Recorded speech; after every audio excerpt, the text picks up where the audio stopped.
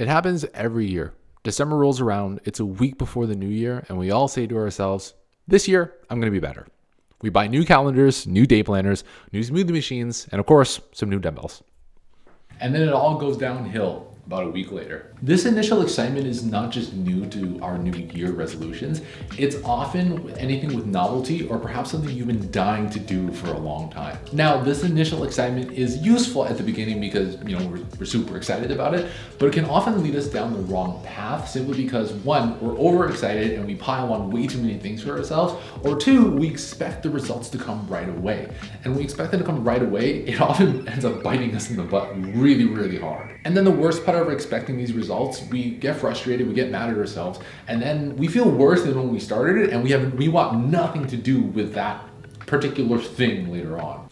When we jump into new goals and expect it all, it's kind of like jumping into a video game and going right to the final boss with no skills, no weapons, no armor, and no idea what you're doing.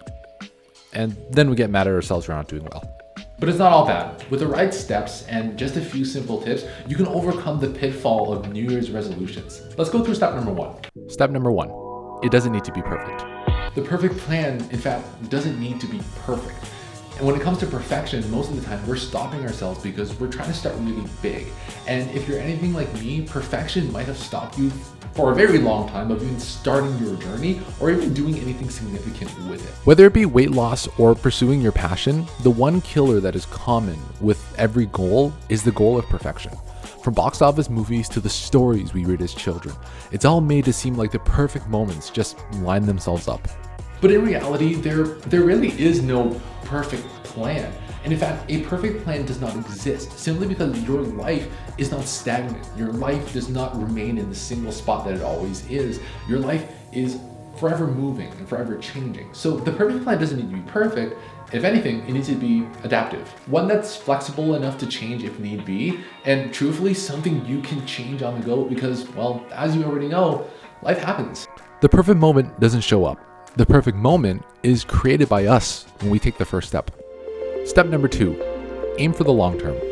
How long are you really giving yourself? A month, 2 months, maybe 6? Have you really taken into account all the things that happen along the way? Or are you assuming that every single step that you're gonna have over the next month, over 2 months, is going perfectly as planned? There's a certain feeling between a 1 month plan and a 2-year plan. A lot of the time with a 1 month plan, you'll feel rushed. You'll have less room for error and you're expecting perfection throughout the entire 30 days. Now, not everything needs to be a 2-year plan or perhaps even a 1-year plan, but do take this question into account next time you're planning a goal, because just this perspective shift alone can really help you understand if you're looking for immediate results or if you're actually playing the long game. And if I had to sum up step number 2 into a few sentences or even one sentence, it would be, there are plenty of ways up the mountain, and the path that may be before you may not be the right one for you. So don't limit yourself to one path. Forge yourself a new one and begin your climb. Step number 3, respect the process. What are you really good at? Like really, really good at? Is it a certain sport? Maybe a certain video game? Maybe something you do at work? Now imagine, a rookie, a brand new person comes into your workplace, starts playing your favorite video game, and within the first hour, maybe even the first 2 hours, they complain and they want to give up because they're not good at it yet, maybe not as good as you. What would you say to that person? Just like anything, the amount of time you put in is what mostly determines how efficient or good you're going to be at it. So just like anything, by assuming we'll be a pro from the get-go of its inception, we're fundamentally disrespecting the process ahead of us. The process can seem trivial at times. Sometimes this trial and error is so much that you just honestly get sick of the entire thing altogether. But number one thing you have to remember is every single time you go through these trials and tribulations, you add a new tool to your toolbox. You have a new arsenal that you have, let's say this thing comes up again.